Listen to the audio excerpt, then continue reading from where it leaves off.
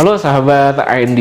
Nah, kita akan bahas tentang gimana sih cara untuk menyampaikan gagasan itu lebih sistematis. Kan kadang-kadang kita bingung nih ketika mau menyampaikan pendapat, informasi atau gagasan itu harus mulai dari mana.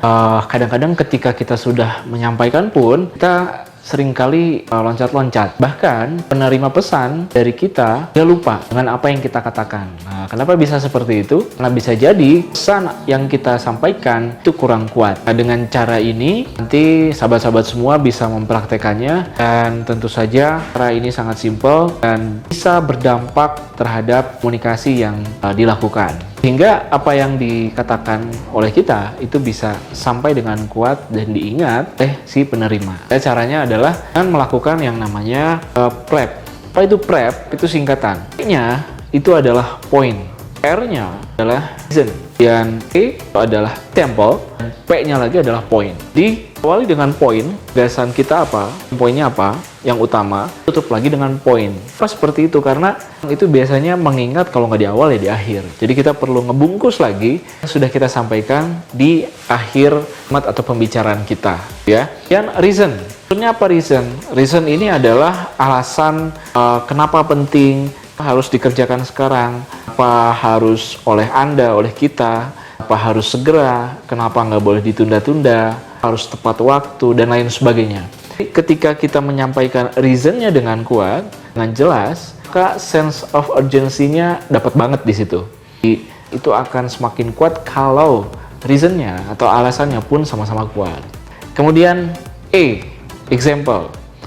Jadi kita ketika menyampaikan gagasan atau pesan juga harusnya sih dikasih contoh ya, supaya orang itu bisa memvisualisasikan dan dengan jelas bisa membayangkan, itu seperti itu maksudnya. Contoh itu banyak. Bisa contoh dengan analogi, bisa contoh dengan alat peraga, misalnya kalau memang bisa ditunjukkan, atau contoh dengan menunjukkan visual, alat visualnya seperti apa. Itu contoh. Baru ditutup lagi dengan point.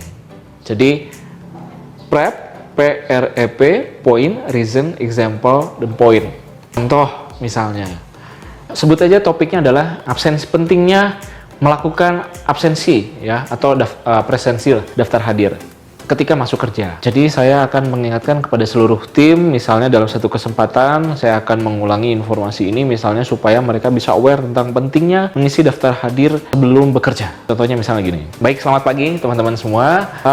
Saya ingin menyampaikan satu hal penting ya, silahkan disimak baik-baik tentang pentingnya untuk melakukan daftar hadir, mengisi daftar hadir sebelum teman-teman bekerja. Itu poin ya, reason. Alasannya apa? Karena kalau teman-teman tidak mengisi absensi satu hari saja, atau misalnya lupaan hari itu pun tetap dicatat oleh kita sebagai absen, teman-teman tidak hadir, maka gaji teman-teman akan mundur satu hari sesuai dengan berapa hari jumlah teman-teman lupa mengisi daftar hadir. Misalnya ternyata teman-teman setelah 1 bulan lupaan 3 hari, maka gajinya akan mundur 3 hari. Nggak mau kan? Nah, pengen gajinya tepat waktu toh, makanya selalu isi daftar hadir sebelum teman-teman bekerja. Itu reasonnya. Kemudian example. Nah, contohnya gini. Jadi setelah biasanya nih ya kan datang ke kantor itu kita beres-beres dulu, persiapan dulu. Ingat buka HP, dulu ngapa-ngapain, kita check in dulu di situ supaya terrecord ya teman-teman datangnya tepat waktu. Tapi jangan kayak gini. Jangan karena sudah telat terus teman-teman masih di luar, berhenti dulu, nyimpang dulu di mana. Inlah di situ. Padahal teman-teman belum datang tapi sudah absen tuh. Jangan gitu juga dong ya gitu ya. Jadi silakan teman usahakan setelah datang ke kantor, buka HP, lakukan dulu check-in. Itu example-nya. Kemudian kita poin lagi, ulang lagi.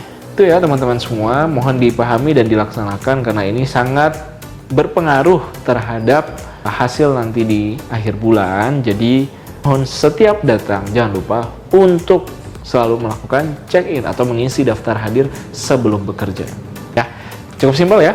Itulah proses kita berkomunikasi dengan metode prep yang bisa lebih sistematis, powerful. Sampai ketemu lagi di tips video berikutnya. Salam sukses.